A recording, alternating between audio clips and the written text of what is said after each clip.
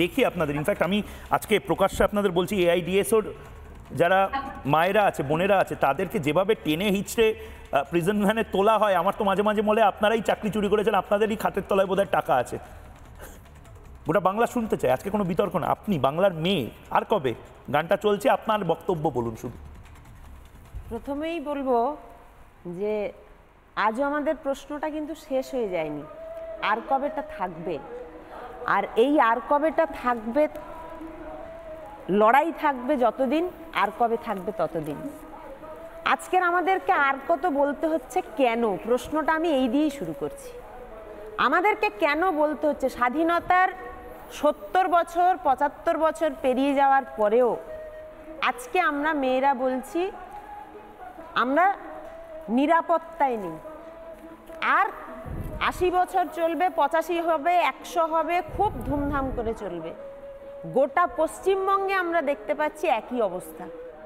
অভয়ার পুনরাবৃত্তি যাতে না হয় তার নিয়ে আমরা, মানে শুধু পশ্চিমবঙ্গ নয়, গোটা ভারতবর্ষ জুড়ে, গোটা বিশ্বব্যাপী মানুষ চেয়েছে এই ঘটনার নিষ্পত্তি। আমার পূর্ববর্তী বক্তা বলেছেন যে তার নিষ্পত্তি হয়নি এবং তা না হওয়ার জন্য তার একটা লাইসেন্স পেয়ে গেছে।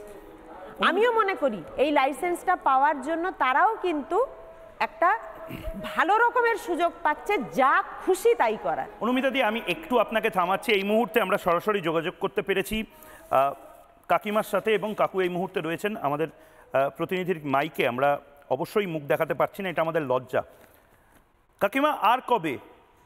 একটা অভয়া মেডিকেল কলেজের ছিল, একটা অভয়া ল কলেজের, এবং আমি এই প্রশ্নটা করতে আমার প্রতিবার বেঁধে কাকিমা আপনি এই জবাব চায় বাংলা স্টুডিওতে বসে বলেছিলেন, ময়ূক তুমি জানো যে কতটা লজ্জা, কতটা ঘেন্না, কতটা দুঃখ লাগে আমার মেয়ে, তার এত সুন্দর একটা নেম প্লেট আমি বানিয়েছিলাম, মেয়েটা MBBS MD করার পরে জল করবে তার ডাক্তার নামটা, আমি আজকে মুখ ফুটে তোমাদের সামনে সেই নামটা পর্যন্ত নিতে পারি না। একটা করে অভয়া স্ট্যাম্প মেরে আমাদের মিডিয়াতে আমাদের বারবার প্রকাশ করতে হয়। কাকিমা, এটাও আর একটা লজ্জাজনক ঘটনা আবার সামনে এসেছে। আমি প্রতিদিনই ঈশ্বরের কাছে এটাই বলি, আর কোনো দিন যেন কোনো অভয়া, মানে কোনো মা বাবার এরকম ঘটনা, মানে সেই 9 তারিখ যেন আর দেখতে না হয়। কিন্তু প্রত্যেক দিনই আমরা দেখি কোনো না কোনো ঘটনা ঠিক ঘটেই চলেছে। আর সেখানে মানে আমাদের যে স্বাস্থ্যমন্ত্রী, আমাদের যে মুখ্যমন্ত্রী, আমাদের যে পুলিশ মন্ত্রী, তার দলেরই কেউ না কেউ জড়িত থাকে। এটা নিত্য দিনের নিত্য সঙ্গী হয়ে গেছে আমাদের। এর থেকে আমরা মুক্তি চাই। নানা ধরনের কন্টেন্ট দেখার জন্য লাইক করুন, শেয়ার করুন আমাদের ফেসবুক পেজ, সাবস্ক্রাইব করুন আমাদের ইউটিউব চ্যানেল। পাশাপাশি অন্যান্য ব্রেকিং নিউজের জন্য অবশ্যই চোখ রাখুন রিপাবলিক বাংলায়।